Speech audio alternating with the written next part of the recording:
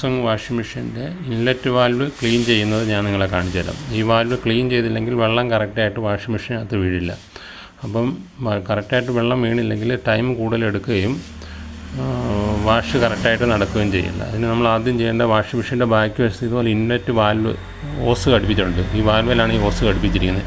ഇത് നമുക്കിങ്ങനെ റിമൂവ് ചെയ്ത് ഊരിയെടുക്കാൻ പറ്റും. ഇങ്ങനെ പതുക്കെ ഊരിയെടുത്ത് കഴിഞ്ഞിട്ട് ഇതിനകത്തൊരു ഫിൽറ്ററുണ്ട്.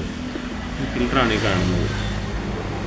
ഈ ഫിൽറ്റർ നമുക്ക് സ്ക്രൂ ഡ്രൈവർ വെച്ച് മുന്നോട്ട് ഊരിയെടുക്കാൻ പറ്റും. ഇങ്ങനെ ഊരിയെടുക്കാൻ പറ്റും. ഊരിയെടുത്ത് കഴിയുമ്പോൾ ഇതൊരു ഫിൽറ്ററാണ്. ഈ ഫിൽറ്റർ നമുക്ക് ക്ലീൻ ചെയ്തെടുക്കണം. ഇതിനകത്ത് ഇതിപ്പോൾ അഴുക്കില്ല. ഇത് അഴുക്ക് കയറി അടഞ്ഞു കഴിഞ്ഞാൽ വെള്ളം അകത്തേക്ക് വീഴത്തില്ല. തുള്ളി തുള്ളിയായിട്ടായിരിക്കും വെള്ളം വീഴുന്നത്. അപ്പോൾ ഒരു 30 മിനിറ്റ് കൊണ്ട് വാഷ് ചെയ്യേണ്ടത് 1 മണിക്കൂർ വരെയൊക്കെ വാഷിങ് ആയിത്തീരും. അപ്പോൾ അത് ക്ലീൻ ചെയ്തിട്ട് കഴിഞ്ഞാൽ പെട്ടെന്ന് വാഷിംഗ് മെഷീൻ വെള്ളം എടുക്കുകയും പെട്ടെന്ന് നിറഞ്ഞ് പെട്ടെന്ന് നമുക്ക് വാഷ് ആവുകയും ചെയ്യും.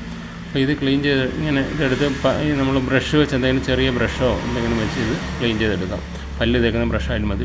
അത് വെച്ച് ക്ലീൻ ചെയ്തെടുത്തിട്ട് നമുക്ക് തിരിച്ച് ഇങ്ങനെ ഇട്ട് കൊടുത്തിട്ട് വാൽവ് തിരിച്ച് ഇങ്ങനെ കണക്ട് ചെയ്യാം.